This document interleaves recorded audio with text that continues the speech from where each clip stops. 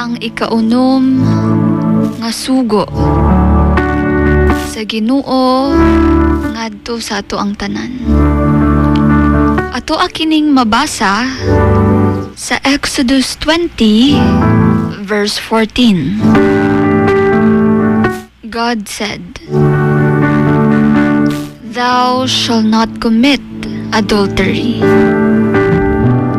Sa Bisaya pa, ayaw pagpanapaw o ayaw pakighilawas sa dili nimo bana o asawa.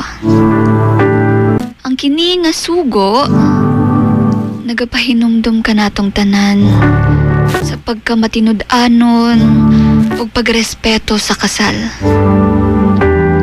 Ang pagpanapaw dili lang kini sala batok sa usa ka kapikas, kundili usa-usab kapag lapas ug paglabag sa kasabutan nga balaan sa atubangan sa Ginoo.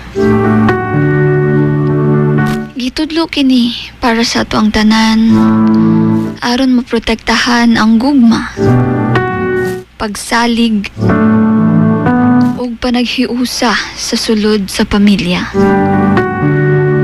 Apan kung ikaw nasayop o nagkasala, kini para sa imuha, para imuhang paminawon ug dili para husgahan. Ang Ginoo maluluyon ug andam sa pagpasaylo. Bisan unsa pa ang imong nahimo, kung ikaw maghinulsol og tinuod og kinasing-kasing, dawaton ka sa Ginoo.